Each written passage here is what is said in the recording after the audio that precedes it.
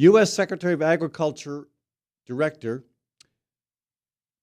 Sorry, I'm blanking today. Tom Vilsack, folks. I'm switching from state to federal. I'm going to blame it on the head cold. Anyway, Tom Vilsack warned us that rural Iowa, rural America is slipping, and we all ought to be concerned about what goes on in rural America, certainly here in Iowa. We're going to talk about a new book, actually a book that's gone through its 4th edition, Rural Communities. We're going to talk about that with the authors, Jan and Cornelia Flora. We're also going to have Frank Menk in the studio. Frank is the author of Autobiography of a Recovering Skinhead. He's got a new documentary and a play coming out based on that documentary. And finally, we'll hear from Dr. Stefan Schmidt, a.k.a. Dr. Politics, and you'll be shocked to know that we're going to discuss politics. From the RE/MAX Real Estate Concept Studios, this is Webcast One Live. Ed Fallon here, folks. Gateway Market and Cafe is your locally owned source for specialty groceries. Enjoy chef-crafted, prepared foods, artisan baked goods, organic produce, specialty cheeses, and hand-selected wines and craft beer.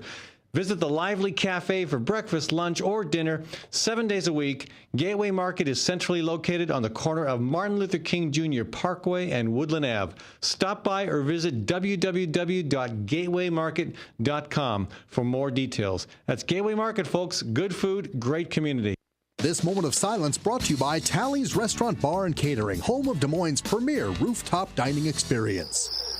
Located in the heart of Beaverdale, Tally's offers speedy and affordable rooftop lunch, catering for events both large and small, innovative cuisine, as well as vegetarian and gluten-free menus. Come to Tally's for live music, dry-aged steaks, Sunday brunch, and all-you-can-eat ribs every Monday night. Tally's Restaurant Bar and Catering at 2712 Beaver Avenue. Call 279-2067. That's 279-2067. On March 28th, Equal Justice After Hours is Iowa Legal Aid's annual fundraiser that helps provide access to justice for low-income Iowans. The event includes a reception and program at the Temple for the Performing Arts in Des Moines. It also includes remarks by Georgetown University law professor Peter Edelman and the induction of Robert Oberbillig into the Iowa Legal Aid Hall of Fame. Tickets start at $50 and sponsorship opportunities are available. Contact Terry Bennett at tbennett@iowalaw.org. That's tbennett@iowalaw.org. Times are tough, and most people are just trying to make their cars last a little bit longer. That's why you should know about Sargent's Garage in Des Moines. You can trust Sargent's to make the right diagnosis and give you a fair price.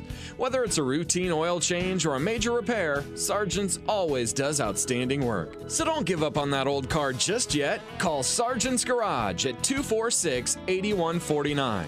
That's 246-8149 for Sargent's Garage.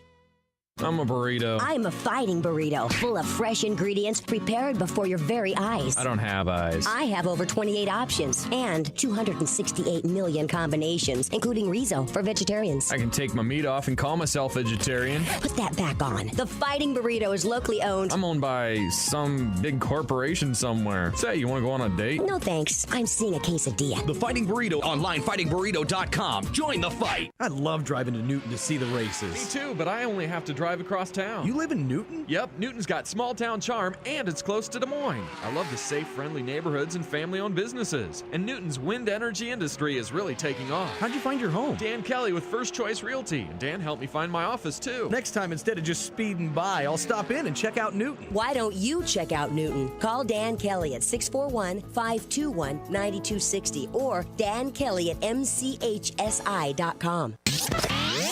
From the RE/MAX Real Estate Concept Studios, this is Webcast One Live.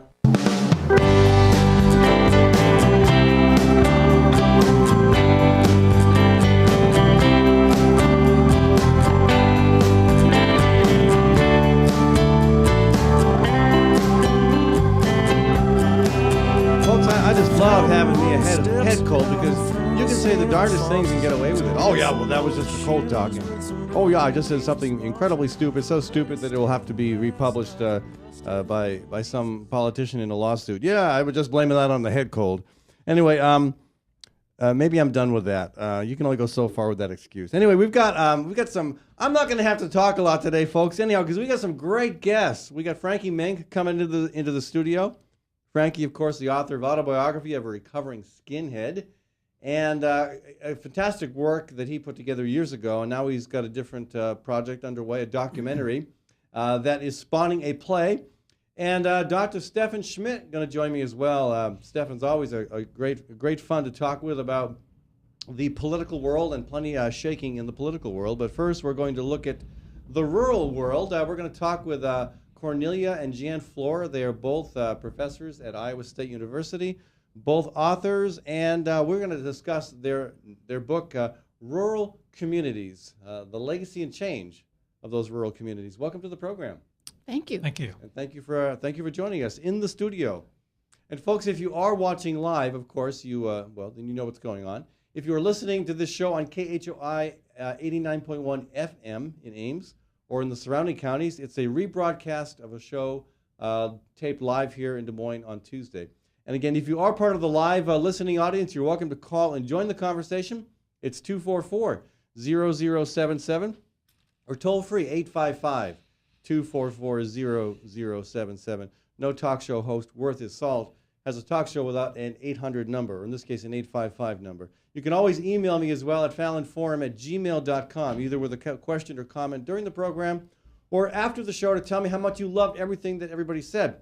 Okay, I've got your book here, folks, and I've had less time to read it than I would like, but I'm captivated by the opening stories about the rural teacher in the beautiful mountain home in the mountains of California, the mining family in the Appalachian Hills, and I kind of call them hills, Appalachian Mountains, and then the Iowa family too, that are all struggling with a rapidly changing demographic and, I guess, more importantly, landscape in rural Iowa, rural America. When we began this book, it was really to be done for a television series. We were hooked up with Annenberg Foundation, and they wanted something on rural America, and we said, boy, we can do this. But we knew we had to do it in a way that we could have people see and feel the changes in people's lives and in communities across the U.S. It started as a film, as a TV venture, a TV show. Yes, it was. And if you still get up early in the morning, say 2 a.m., and turn on public television, you just might see this online. I don't get up at 2 a.m. I did last night because I couldn't sleep because it was darn cold. Unfortunately, I don't have a TV, so but it's still on. You're saying? But yeah, it's still on, and you can also access it through your computer. These the 12 1-hour shows are on the web, so that we can see these communities as they were in the early 1990s when we did the series. We were able to build on our long time research in rural America, but this also inspired us to keep studying these communities after our first edition of the book and after the first filmings were made. And so this gave us a really great chance to observe these incredible changes over time. We chose Irvine, Iowa for several reasons. One of the main ones, and by the way, we were not in Iowa when we did this. Irwin, Iowa, not Urban. Yeah. Irwin, Iowa. And we were not with Iowa State University at that time. When we started this, we were at Kansas State University. We then moved to Virginia Polytechnic Institute and State University in Blacksburg, Virginia. But Irvine, Iowa had been studied in the 1930s as USDA was trying to figure out what are these changes, what is going on in rural America. So we have this interesting sort of pre-study, and then there was a restudy done by Eric Hoiberg in the 1980s. And then we said, it was Fred Hoiberg's father. Okay. Yeah. You ask an interesting question, too, here. Which is the real rural America?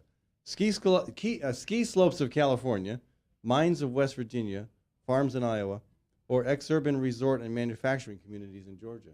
I mean, that's a tension we see happening all over the place. And I worked on some of this, too, not as an author, but as an activist and as a politician, because those struggles are happening all over the state of Iowa. I mean, I had a guest on my show yesterday who their family is still trying to farm in Ankeny, and they've got so much pressure from urban development that they've got development on three sides of them.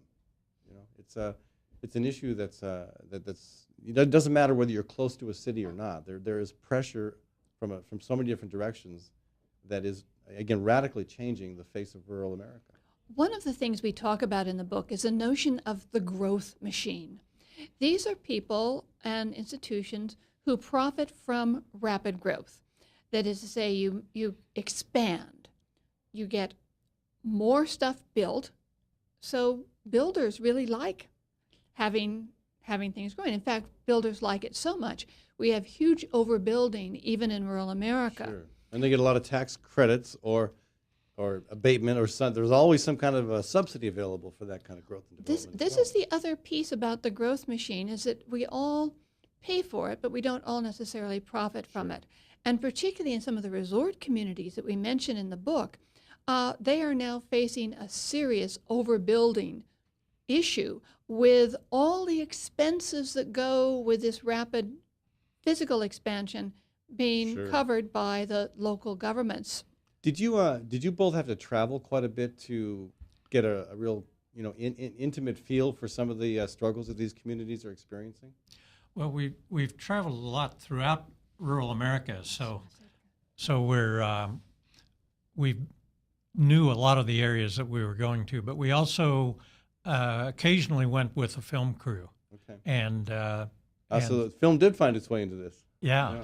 Okay. So let me say just a little bit about the structure of the book. We talk about different kinds of capital. So each of the first 7 chapters are different kinds of capitals.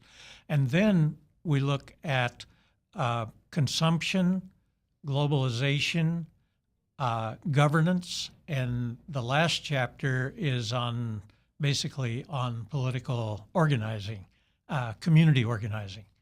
And I wanted to say a little bit about one of the instances where the filming was done, which was in Nelsonville, Ohio, and it's an interesting case. It's of a shoe factory, and we have followed it over the years, over the 4 editions of the book, and each time we update it. I thought all the shoe factories had moved to Southeast Asia, where they could take advantage of children working 14 hours a day for a pittance. Well, ultimately, that's what happened with this. Oh, one. really? Okay. But the process is really interesting. Because this is such an interesting story, because when it began, when we did this, filming it in the early 90s, soon after a local individual, this is Appalachian, Ohio, this is a poor area of Ohio, had said, this shoe factory is going out of business, I'm going to invest it, I'm going to have local jobs. So they invested in this shoe factory, they put together a brand called Rocky Shoes, and they did very, very well. Actually, they did particularly well during the Army. U.S. Army was one of their major buyers. Really? They also did. Who knew that the Army bought local? They bought these boots, and they were very good quality boots. And people in Nelsonville were very proud of their shoe store and working in it. But then, as the whole radical shift, so since we started looking at Nelson shoes, indeed, shoe manufacturing went overseas. First, Nelson Shoes moved some production to Puerto Rico.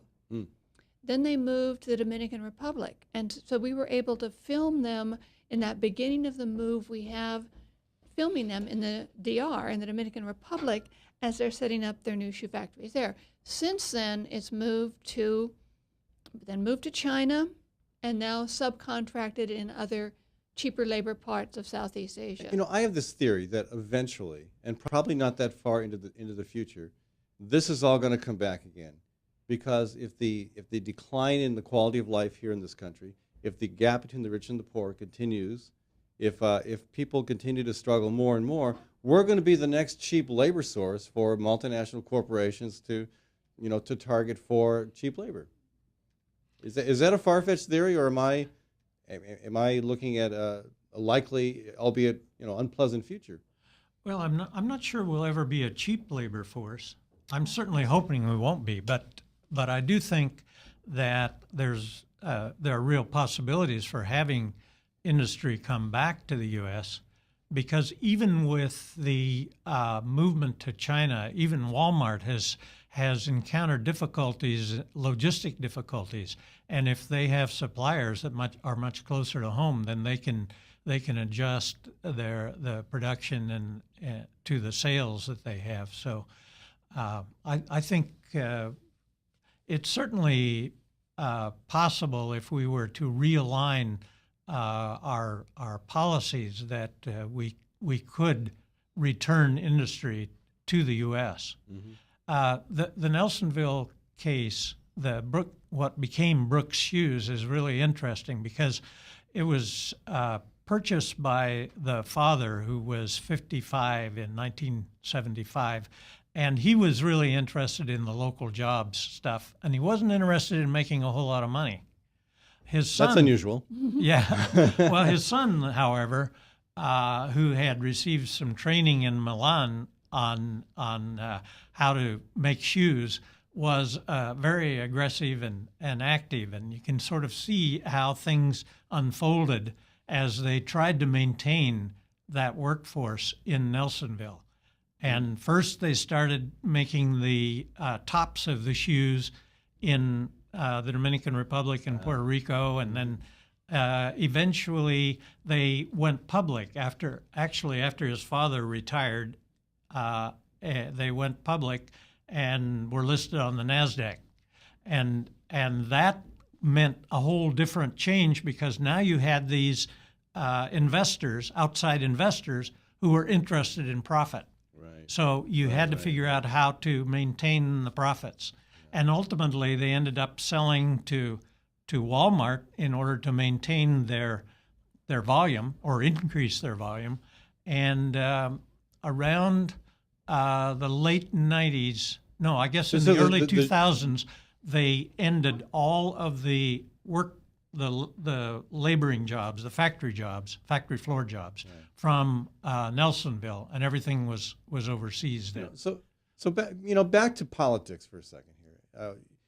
Do politicians, other than the folks who actually represent rural communities, and again, they're the minority, whether it's in state legislatures, even here in Iowa, I'd say that, well, maybe perhaps you've got a preponderance of rural lawmakers here in Iowa, but it's got to be pretty close.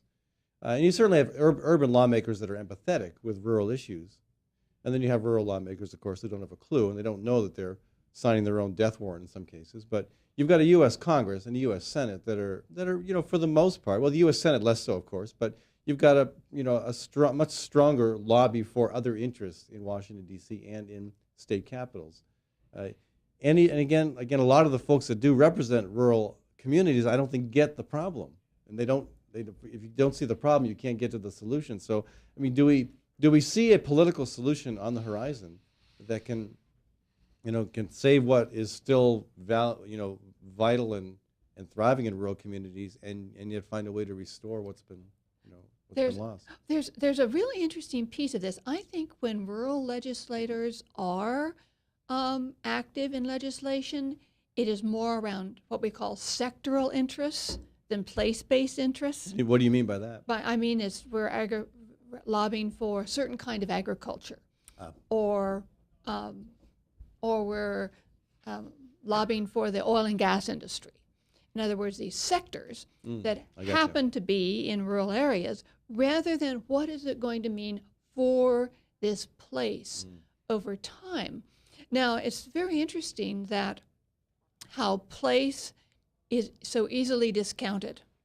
The idea of a modern economy, and this came from Max Weber as well as Karl Marx, was you had to have a labor force that was highly mobile. You wanted a labor force that could go wherever capital called. Now, we have very mobile capital. What we have done since 1980 is make capital extremely mobile. It can flow across state lines, can flow to other countries, faster than I can snap my fingers. And we have tried to keep modes of transportation relatively cheap by very much subsidizing fuels, Right. to make it easy to move those goods produced by that capital, again, as cheaply as possible. What we have not done a very good job of is making labor mobile. Well, and what has happened in rural areas, particularly with this housing crisis that occurred, is we have people who cannot go where jobs are because they have this huge investment right. in a house. They're underwater. If they can't sell it, they can't find any other place to live. So we have this disjuncture between the maximizing return to financial capital, but making it more difficult for labor, who is another important part of the production process, to either have capital invested where they are, or to follow where there's possibilities for jobs. It's a very important conversation for our country, and I think even more important for our state, which has historically been rural, which I think will. I think we're going to see a revival in rural communities, but it's going to take the kind of deep thinking that you provide in this book, and a lot of hard work, and the political will. I really I hope this book gets a broad circulation. It's already in its 4th edition, so that's a good sign. I really want to thank you both for taking the time to come and join us on this cold, blustery day. Hope you found your way into the building without getting blown over. And if folks want to get more information about the book or want to get in touch with you, what should they do? Well, let me give you our email addresses, and we can send you information. cflora@iastate.edu. C as in Cornelia. C as in Cornelia. FLORA, Flora. At IA. state.edu. Okay. And you would be J? And I'm a contrarian, so it is Flora J. Oh, a troublemaker. State.edu. A troublemaker. You'd be good. and the exciting thing is we use these books often in our courses. And we have our students, because why do you teach if you're not going to learn? Sure. So our students then do studies of their communities. And we gain great insights from them looking at their communities with these various types of resources they have, and how their communities, particularly we talked, the last chapter is on how do we organize for change, and where their communities have engaged in what we call progressive participation to make their communities a better place. So we have great hope for rural communities, although we also see major trends that can negatively impact Well, you should them. send one of your students my way sometime, and I'd love to get his or her take on how that last chapter is working out for them. Yes. Hey, thanks so much for joining us, folks. Jan and Cornelia Flora, both professors at Iowa State University, both authors of the book Rural Communities, Legacy and Change. We're going to switch gears, but not too big of a shift in gears. We're going to talk with Frank Mink, who's in the studio with us. Frank, welcome to the show. Another author. Yes. And you've also written a book that actually is about, to some extent, rural Iowa. A little bit. A little bit. But from a very, it's a very, very different issue. Yes. And you're noted for your book, Autobiography of a Recovering Skinhead. Yes. It's doing well. And people know you now and think, well, how could this guy have been that nasty dude that we saw pictures of, beating up people? Yeah. You've come a long way. I hear that a lot. Yeah. He was like, I can't believe that was you. So now you've got this new documentary that you and Christian Day put together. Yes. Is This Heaven? Tell us about that, and then I want to hear more about the play. But just give us some background on the new book. So the new documentary. Yeah, the new documentary. So Is This Heaven I'm going through a spiritual transformation still, and I wanted to try and test every religion. So I traveled throughout Iowa and went to all the religious places in Iowa, because we have some really unique ones that Maharishi University, which isn't religious, but it's definitely a spiritual thing. Grotto of the Redemption? Yeah. Did you make it there? Yeah, we made it. So we have that. We have the oldest standing mosque in North America is Cedar here Rapids, in right? Iowa. Yeah, Mother Mosque. So we went there, and we went and lived with the rabbis, and I took on all the practices of trying a new religion, and also tried to delve into one of the things that really made me start to separate from my old upbringing or my Christian beliefs, I guess, was seeing the Christian conservatives and the anti-gay stances and the videos on YouTube of all gays are going to hell, and like that just bothered me. So I wanted to go and ask all these religious leaders like what they thought and what's their deal with that. And so it was very interesting. We're almost done. Tribeca is interested in having. We're almost done with the documentary. Okay. Yeah, we're not done yet. Good. So we've had some trouble with some really, the Mormons haven't been very forthcoming to. But they put together such a nice play recently. I mean, it's funny that right? Well, I wouldn't even bring that up. So, but it's just funny that sometimes they're the ones that come knocking at my door, but now I go knocking at their door, and they're like, "We don't want to be part of this." Really, it's been very interesting. You couldn't even get Mitt Romney to talk? No, but Mitt Romney, all the way up to the leadership here in Iowa, just have kind of shut us down, even though everyone's been very open. But hopefully that'll change. So, and you were raised Christian. Yeah, Catholic, very Catholic. Very Catholic. Philadelphia. Yeah, Irish Catholic neighborhood. Flyers fan. Huge Flyers We don't fan. hold that against you, though. No. Okay. I'm also a Ducks fan. So. We don't hold that against you either. Okay. But so but you when you got into being a skinhead, a white supremacist, right? You kind of left your faith behind you at that point, right? No, I actually really? joined a Christian, what they call Christian identity, which is a belief that basically it's the belief that the tribes of Israel are all white people and that no one else deserves to have the Holy Bible, and that anyone else that is not of European descent, of their tribes of Israel, that they are either mud people, which are the beasts of the field, so black people are just beasts of the fields and don't deserve the same treatment. And then the Jews, the whole thing is about how Cain is the original Jew. You're a sharp guy. Yeah, and I assume you were somewhat sharp back. How do people buy that? I mean, biologically, geographically, there's no logic to that theory at all. Well, and that was the funny thing. I remember going to some of my first Bible studies in the movement, being born and raised Irish Catholic, making all my sacraments as a kid. I remember when they would teach me these stories about the serpent that comes to Eve is actually the devil sent up someone to mate with her so that she had Cain, who was the original Jew, right? So I'm like, I remember asking them, like, Father Wassel and sister. Snake on woman sex. That's really hard to imagine. Use your imagination. I mean, this is. I mean, to my point of view, this is kind of crazy stuff. But people buy into it, and it justifies a lifestyle. Well, it goes like this. See, it goes along the lines that when I questioned it, and I would say, how come Father Wassel and Sister Mary Agnes, Our Lady of Mount Carmel, never taught me this story out of the book, right? But they would say, because God chose to tell you the truth now. God is revealing the truth, and every religion has these groups. Sure. It's any way that twist it. It's how do you read the book? And I read the Holy Bible at that time to try and prove the rest of the world wrong. Right, and every religion has those kinds of perspectives. People with those perspectives, and every locality has them as well. Kansas has Fred Phelps in the Westboro Baptist Church.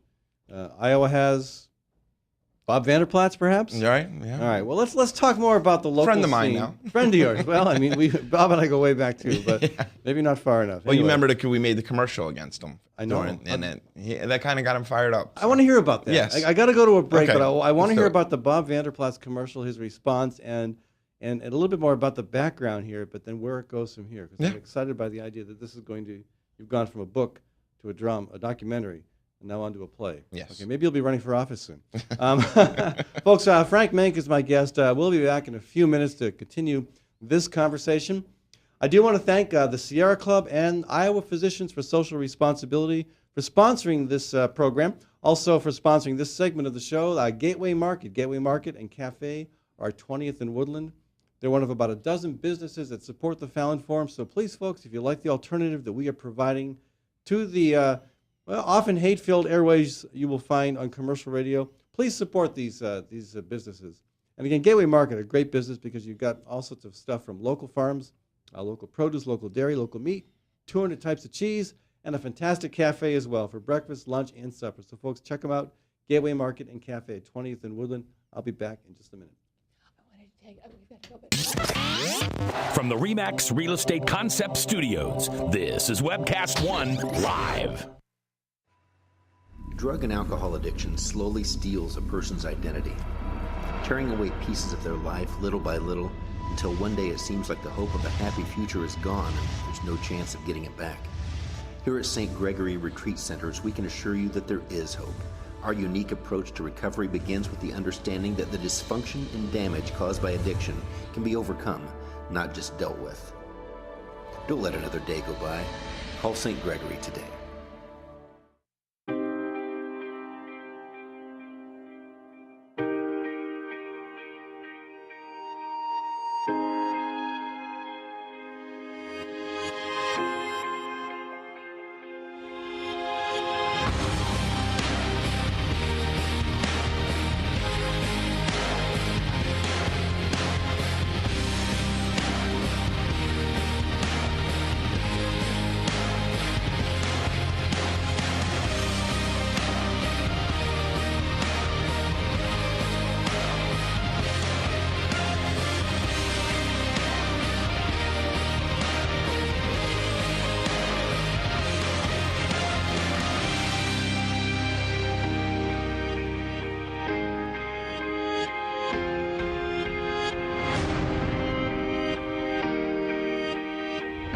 The dawn of a new era begins.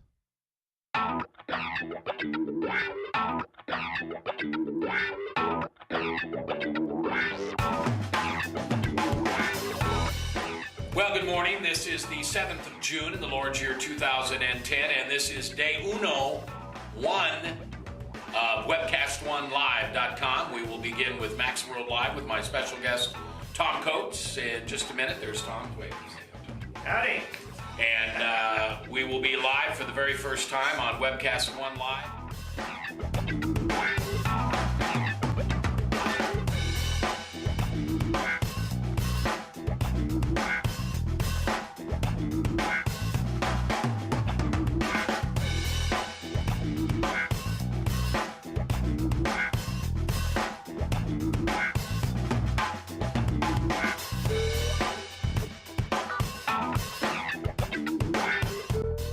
Someday we're going to look back on this and say, gosh, remember that old day in history? Wonder where Walter Cronkite was. He must have been around hanging there too. But actually, it's the beginning of Webcast One Live. And thank you for listening. Thanks, Rob Spearman, and everybody who's put together this project together. And we're ready to go live now. So thanks for listening to MaxWorldLive.com.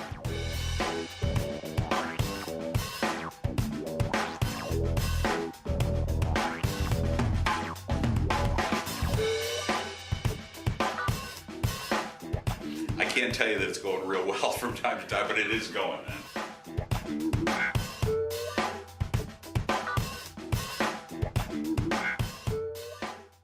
Community CPA is the 15th largest CPA firm in Iowa, providing audit, tax, and accounting services. Community CPA specializes in international tax treaty and double taxation avoidance among countries and states. 9 dedicated, experienced, hardworking staff are the company's foundation, and their compassion towards every client is the secret behind Community CPA's success. At Community CPA, you can expect quality service year-round. Call 288-3188. Community CPA, 3816 Ingersoll. Experience the difference.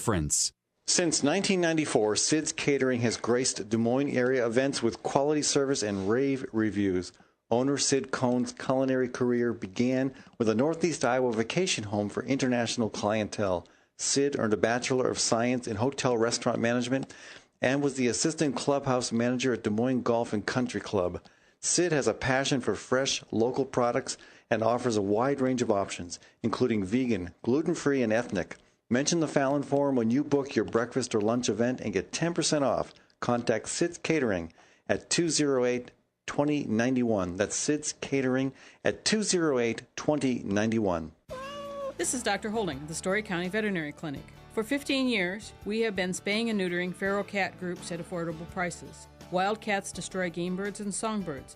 A single female cat can produce over 4,000 kittens in 7 years. The shelters are full, so unwanted kittens will be put to sleep. Your cats will stay home and stay healthy. Call us for all your dog and cat needs at the Story County Veterinary Clinic between Ames and Nevada on Highway 30, 1 mile east of Interstate 35, 515-232-8766. It's time to think about upgrading the efficiency of your furnace and air conditioner. Leonard Tinker Heating and Cooling has provided honest, competent service for over 20 years. Whether it's your home or business, for repair work or to install a more energy-efficient furnace or air conditioner, call Leonard Tinker at 263-0422. That's 263-0422. For honest, competent heating and cooling service, call Leonard Tinker at 263-0422. Nestled in the heart of downtown, Ritual Cafe is one of Des Moines' most unique places, offering a wide variety of coffee and tea. Ritual Cafe also serves the only all-vegetarian menu in town. And Ritual Cafe is a cultural hub for artists and musicians, with a performance stage hosting local, national, and international talent. Make Ritual Cafe a part of your daily ritual. On 13th Street between Locust and Grand in downtown Des Moines. And check out ritualcafe.com. From the RE/MAX Real Estate Concept Studios, this is Webcast One Live.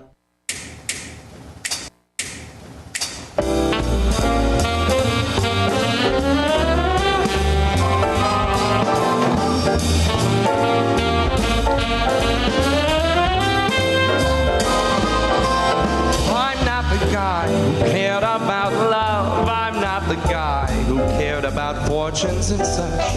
Never cared much. Oh, look at me now. I never knew the That's Max Wellman, folks, and oh, look at me now. We're back to our conversation here with Frank Mink. I'm Ed Fallon. This is the Fallon Forum, and we've got one more guest coming on later in the show, and that's Dr. Politics, Stefan Schmidt. Always fun to talk with Stefan, but always interesting to talk with Frank, because Frank is you're an amazing fellow, Frank. Your spiritual journey continues. I like who can not like where you've come from, right, where you've arrived from where you were. You know, it's definitely better now in life than I was. You know, I was talking to someone the other day. I was helping this other guy get out of the movement. We were talking, and I just said, since I've gotten out and I've done the right things, I said, I never contemplated suicide. I never contemplate homicide anymore. And when I was back in the movement, and within the movement, you were part of the white supremacist movement, the skinhead movement. You were beating up people who you all deemed were inappropriate. Yeah, and I got to say that, and we've got our heads beat in sometimes too. Obviously having that hate and putting that out all the time. There was left-wing gangs that we used to fight all up and down the East Coast. There's gangs in Chicago that were left-wing gangs. So you would go all the way to Chicago from Philly just to kick some butt? Well, I was in the underground system for a while because I was wanted by the police, so they would put me through the underground, and I would go hide out in safe houses in Indiana and Illinois, and so yeah. And so if I remember correctly too, it was partially, was it not a sense of religious purpose that kind of helped pull you out of the movement?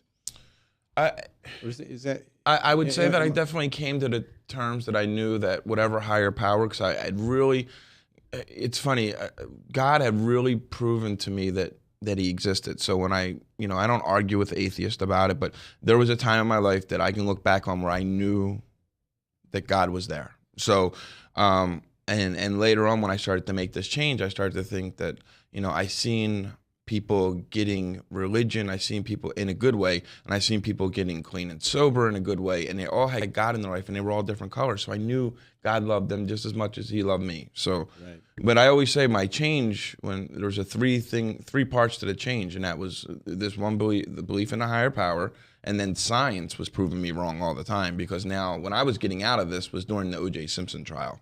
So DNA, I was hearing about DNA, and I'm reading up on the trial all the time. So this DNA thing is totally destroying what I learned in the movement, that we are scientifically completely different. And then the last part was human nature, people being in my life and showing me empathy and me showing them empathy, which was the biggest part of all that, which I want to give back to God. I think God put them people in my life too. So your documentary, again, that's now being made into a play. No, my book's being made into a play. Oh, I'm sorry. That's okay. The book, the autobiography of a recovering skinhead, is being made into a play. Yes. I misunderstood. Either way, That's okay. all good. I mean, the Yeah. documentary is about your spiritual journey in Iowa, looking at all the different faith traditions that we have. I mean, people don't even realize how deep the diversity of faith traditions in Iowa. Yeah. And so and again, one thing that I've seen the trailer for the documentary, Mhm. and there's a shot of Bob Vanderplatz. Yes. And you make, I mean, you kind of draw the lines between the hatred that he tends to put forth towards certain constituency groups, most Right. notably gays and lesbians. Right. But there's a longer list than that, I'd say. Okay. I would agree with that. But you tie that in with the movement that you were once a part of. No, because what I've seen, and me and him have now been on a debate on a radio show where we talked about this, is his group is made because of fear. And that's what our groups are made of. If you're a part of a group because of fear of other people, then you tend to not be a good group. Right. You know, it's about the Iowa heritage and all that. But you know, and I made a good point to Bob when me and him got into a debate where I said, and I kind of let him off easy too, where I said, you remember, and you remember this, there was a guy who came to one of his talks, told him a joke in front of the cameras about you can't smoke a fag in Iowa, but you can marry one. That was the joke, right? And wasn't that a talk show host? No. This was like he was doing a campaign stop when he was running for governor, I believe. So, so I called him on that on this radio show that we were debating on, and I said, Bob, I'm not saying it's you that said the joke, or he smirked a little bit. He didn't laugh at it. But I said, Bob, the point is that this guy sought you out to tell you that joke. You have to question what's going. If people sought me out. No. I mean, I was running for governor at the same time, and that guy didn't come to one of my campaign events. Right, and he didn't say, "Oh, wait until I see Ed Fallon. I can't wait to tell him this joke." See, and that's because what he was putting out.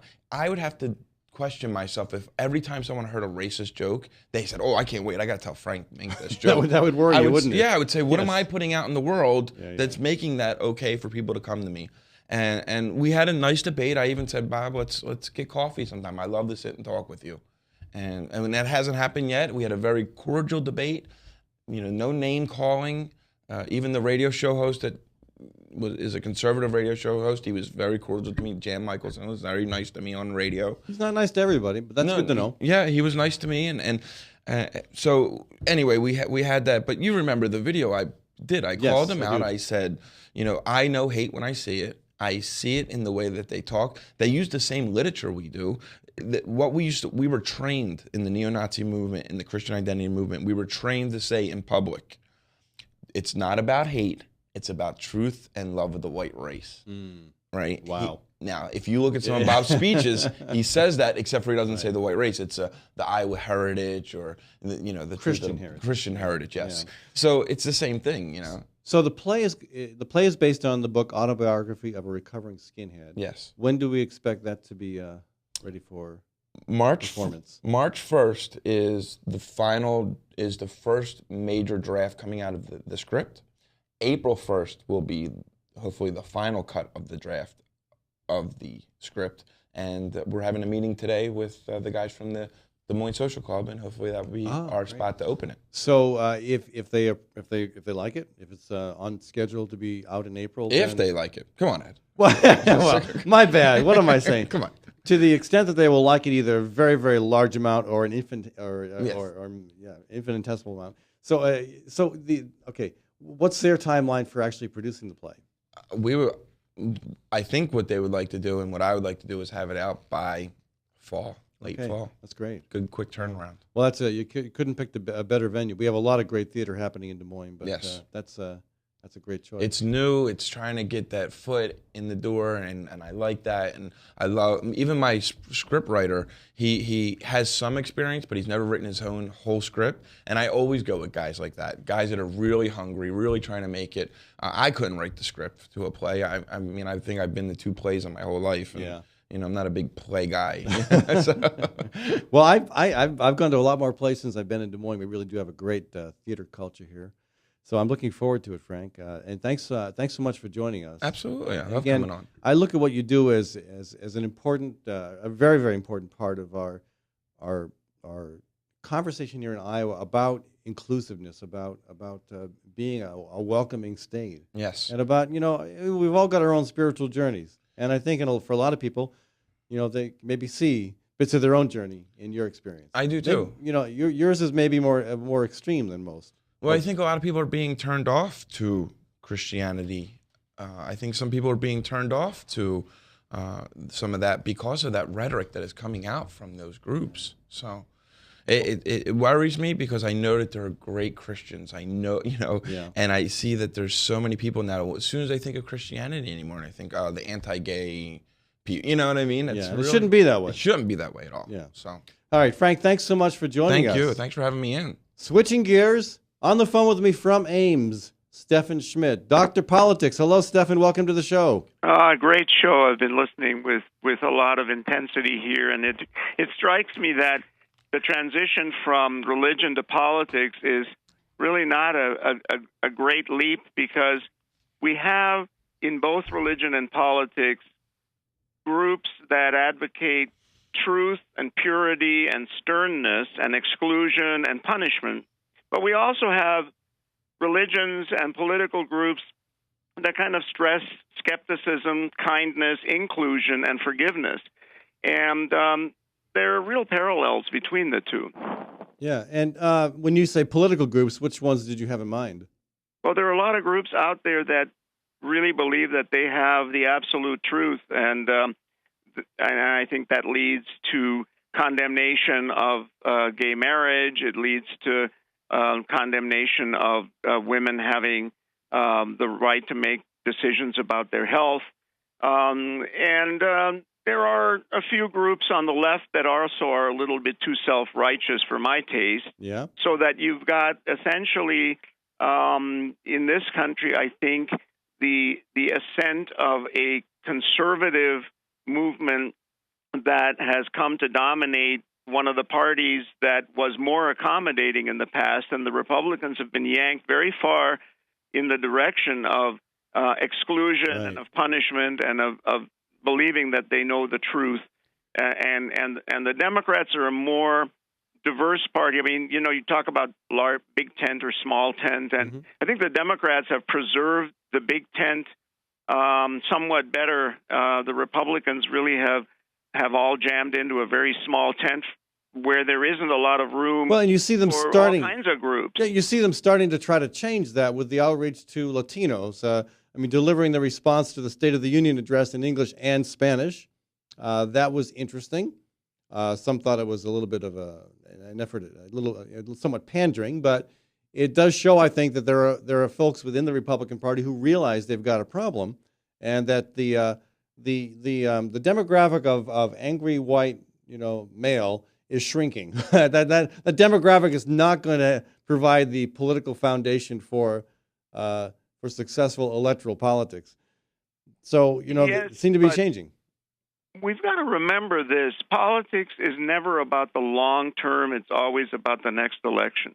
Right. And for the next election, the Hispanic vote is going to be a somewhat greater factor because a few more white folks will have passed away and a few more Latinos and Hispanics will have reached voting age.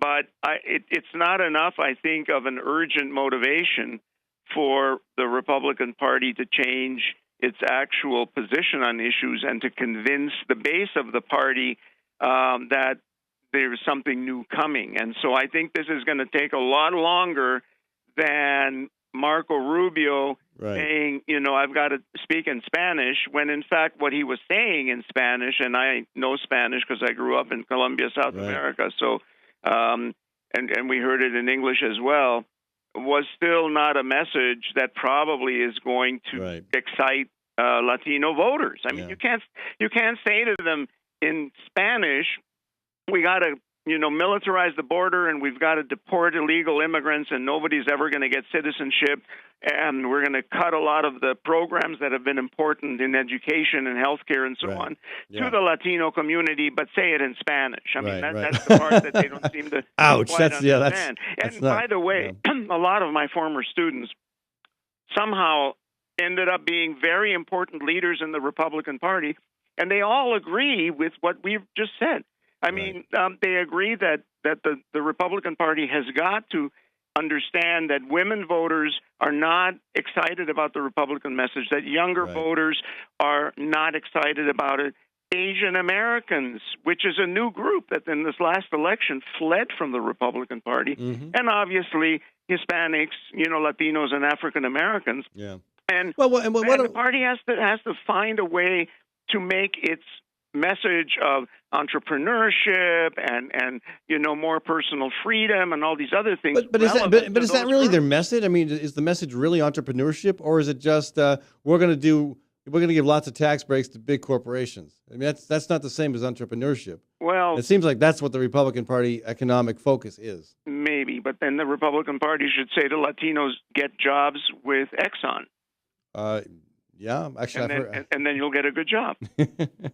I think Charles Grassley said something about pretty much like that when it came to I think he said if you want good health insurance, go get a job at a big company. Well, or if you want a college education, ask your parents for a loan.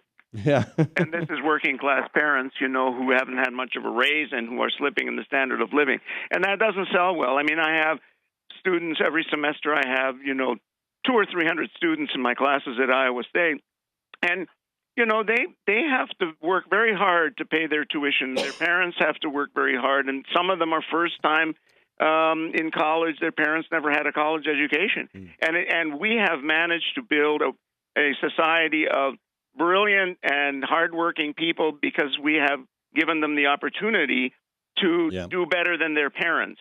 And if we say, go back to your parents and ask them to help you do better, which is where we seem to be going. I mean, even public university tuitions are now reaching levels that privates charged before. Yeah. And when you look at the land-grant university, it was created to give Iowans an opportunity to become engineers and to become soldiers was one of the things. And that's almost what the community college system seems to be for these days. Well, it is, and that's great as well. But we still, I think, are not reaching down far enough into education so that the kids get the preparation a lot earlier than when they start coming to college, because our public school systems, I think in many cases, especially in some of the poorer communities, are not up to standard. The teachers are not getting paid salaries. That any highly motivated student, unless they would either become a teacher or a nun, is going to become a teacher. Stephen, let me switch gears for you here. I'm interested in your take on the domino effect of Senator Harkin announcing he is going to retire. Big news, and it continues to play itself out. I mean, it looks to me like Bruce Braley is almost the de facto nominee on the Democratic side, and it's interesting to me that he seems to have the support of both the party establishment and more progressive folks in the party. I almost see Bruce Braley sailing through the Democratic primary without an opponent. What do you think? Well, I think that's very possible because, primaries are time-consuming. They bloody the candidates, and there are a few other people in the state, but some of them actually could look at the governorship, which opens up pretty soon, or Senator Grassley's seat, so that there are these other opportunities for really ambitious Democrats. And Bruce Braley has done a very good job getting reelected. He has positioned himself well. He has taken on issues that are mainstream issues so that even conservatives can't beat him up too much on things like trying to work with veterans and so on. And that seems to make him a candidate who could possibly bridge that gap that you have to bridge in Iowa and many other states between, the Democratic voters and then reach into the independent, no-party voters and get them to win the election. And of course, it all depends on who they run against him, because the Republicans also have a few candidates, although I think there's more likely that there's going to be a primary in the Republican Party, and I think maybe Steve King will run And that would be very interesting because that would really be a contrast. Do you really think Steve King would run? I mean, you're in that district. Yes. You have a sense that he would actually run? Well, look, you know, he has done very well in that district. Iowa Republicans are very conservative.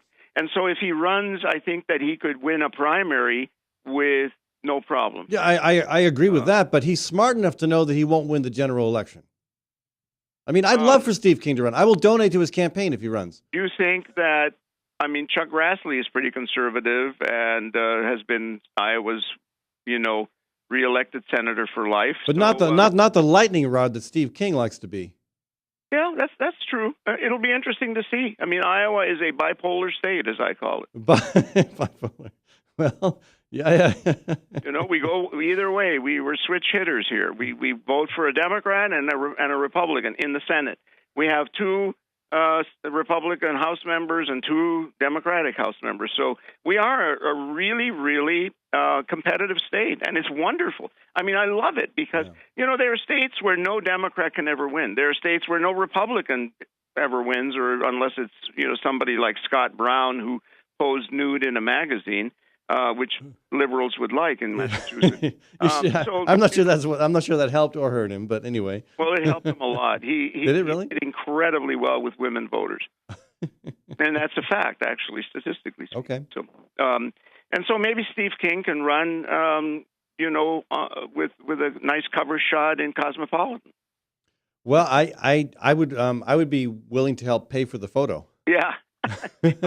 It would be fantastic, as they say. Look, I had Steve King and Christy Vilsack on different days, of course, come to my American government class, 200 students. Steve King did incredibly well with these students. He communicated with them. He chatted with them. They asked him, mostly asked him questions. He's a very likable guy. Oh, yeah. And he can explain his position on issues in ways that are very professional and appealing. He's been, you know, four-term congressman. I would never underestimate him. He's politically very astute. He has a great personal story to tell. Yeah, and he's a kid that is not an elite kid. He came up from the bottom, never finished college. I think it would be a great race. Braley versus King. That's my choice. When I served with him in the State House too, and we obviously disagreed on a lot of things, but he was very personable. We were on opposite sides of the official English debate. I was on the subcommittee that was opposing it.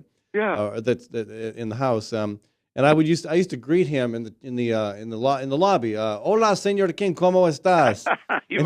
and he would respond to me in some Scandinavian tongue. So, you know, he's got a sense of humor. But I'm curious, how did Christy Vilsack do in your class? How did she connect with the students? Not as well as Steve King, but she did fine. Okay. But the thing with Steve King is also, if he runs, he'll run on economic issues. I think once you start running statewide, you leave but he can't run away from his crazy talk on social issues. Oh, you can, you know, people can run away from almost anything. I mean, look at the people that are running for office that are running away from all kinds of things that they've done. You're faster than some people that I know. I can't see Steve King ever living down some of the crazy talk he's put out there on gays, on immigrants, on blacks, on women, on dogs. I mean, I just can't see any of that not coming back to haunt him in the general election. Just say this, Senator Hagel. Okay. Senator Hagel is running away from all the things that he said and is saying, well, you know, that I wish I hadn't said that, and I wish I hadn't said this, and he's still going to get confirmed. He's going to be our Secretary of Defense. You think he is going to get confirmed? Yeah. All right. Yeah, he will. They We'll will see. bloody him and beat him up and stuff, and in the end, they'll confirm him. Oh, look at how cute he looks, all lying there covered with his own blood. Yeah, let's confirm the guy. That sort of thing. Well, yeah, you know, it's not a good fight for the Republicans is why they'll confirm him, because the Americans don't care, you know, about all of this. Most of them aren't following the story. They want Congress to stay in Washington and fix this, you know, this sequestration. They don't want the thing with Benghazi. I mean, you look at public opinion polls, nobody in the country except those people inside the Beltway care about Benghazi or Chuck Hagel or any of that. And the Republicans know it, and they just don't have any other hooks to put into Obama right now. So they're using these, which I think are not very good hooks. So they've got to get rid of this and get down to doing some things that would rebuild the credibility of the Congress, which is down below 10% approval rating. Lower than the percentage of Americans who are concerned about the U.S. becoming a communist country, I think. And also herpes. Herpes, right? You got some PR problems when you poll worse than herpes. Hey, let me ask you about the governor's race here in Iowa. First of all, Governor Branstad, going to run again or not? There is no governor's race. Well, there will be. Well, there will be, right. But, if I could predict that far out, I wouldn't be sitting here talking to you or teaching at Iowa State. I would have my own little crystal ball consulting firm down in Washington, D.C. Well, my own guess is that Terry Branstad doesn't age much, right? I mean, he still kind of looks the same. Oh, I don't know about that. He looks well aged to me. I mean, he does not look as healthy as he did when he started this term.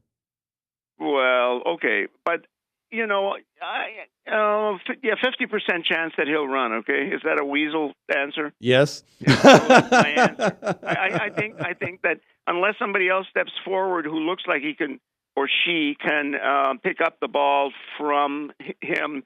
I don't know. I see him running another term. So if he doesn't run for governor, Kim Reynolds, the de facto nominee on the Republican side, or not? Well, we've never elected a female governor. We've never elected a female to Congress, either the House or Senate. And so it would be very nice if she did, but Iowans seem to have some sort of allergic reaction to women running. But now, Stefan, that's because every time a woman has run for Congress, the U.S. Senate, or governor, it's been challenging an incumbent. And I think that's the issue there. It's not that women were running and Iowans didn't want to elect a woman. They tend to like incumbents. Well, that's because the men are smart enough not to try to challenge incumbents. Oh yeah, like you mean like me? Well, so they go, I'm not going to run against Steve King. Let some woman run against Steve King. It's really brutal. It's like using women for a shield. I think you're on thin ice on that one, Stefan. Well, I mean, that's what they tell me. Right. And the thing is, if Steve King runs for the Senate, maybe then a woman in the 4th District will, have a chance. Look, it's too far out to know. Yeah. I mean, Jack Hatch may run for governor. Loebsack. I don't know what Loebsack's ambitions are, but geez, I'm getting just a ton of emails from him. Every day I get something in my inbox. So he was one of my former students, and Bruce Braley was also one of my former students. And so maybe it's just a courtesy, but maybe Loebsack has ambitions beyond, being the 2nd District. I can't imagine not having ambitions beyond being one of 435 members of a chamber that polls worse than herpes. There's got to be something better in life than that. Stefan, I've got to run. Being a talk show host like you certainly is. Oh no, that's the top of the. When you get here, that's as far as you can go, right? And you've done a great job, by the way, with your show. Thank you. It's absolutely fantastic. Your website is tremendous, and I commend all of the sponsors that you have, because this is something that that really balances out just the same old that most other talk radio has, and progressives, really don't have any place to go, and I hope that your audience is growing constantly. Well, thank you so much, Stefan. I appreciate that, and I love having you on the show. Let's do this again sometime. Great, thank you. All right, Stefan Schmidt, folks, Dr. Politics. Hey, thanks for sticking around for the third segment of this program, and I want to thank Community CPA and Associates for sponsoring this segment of our show. Community CPA is at 3816 Ingersoll Ave in Des Moines. Ying Sa is the founder and director of Community CPA, now the 15th largest accounting firm in the state of Iowa. And you don't get to be the 15th largest accounting firm in the state of Iowa without doing a really, really good job. So give them a call, give them a shout, folks, at 288-3188, 288-3188. I also want to thank Story County Veterinary Clinic for sponsoring this segment of the show. Story County Vet is operated by Dr. Kim Holding, and the clinic is on Highway 30, just east of Ames. Again, specializing in small critters, but you got any kind of a critter question at all, you should give Kim Holding a shout there at Story County Veterinary Clinic. I want to thank Maddie Arrington, my producer. I want to thank Webcast One Live for providing the studio for this program. I want to thank all my guests. I want to remind you folks, you can go to my Facebook page and click like, and we can keep in touch that way. You can subscribe to my email updates. I send out only once a week, just once a week. And you can also hear this show on Stitcher, something I have no idea how to do, but I'm told it's very, very easy. And you can go to my website and figure out how to do that on the Watch and Listen page. Thanks, folks. I'll be back tomorrow. I'm Brian Leach, owner and general manager of Service Legends. I brought along a couple of the home comfort heroes. Hi, I'm Tammy Wells. I am Nick Wondershad. I'm administrative manager. I am the senior technician from Service Legends. It seems like every good thing, when you feel it to the bone that it's good, there's a lot of hard work put behind it. I don't think that you can fake it and have it turn out good. You know, if we seem like, okay, that's just weird, it's just a furnace, why would you believe so deeply in a furnace? It's not just that, you know, we want to show the world that you can have good service. Yeah, I mean, it's got to be, it's your home. You know, it's built into our daily trainings, it's built into our culture, that we're going to do whatever it takes to have each client say they love us, period. That's why we spend all the hours in the training that we do. And if we guarantee it's going to be a good experience for you, or else it's free, what type of work do you think we're going to do? There is a guarantee.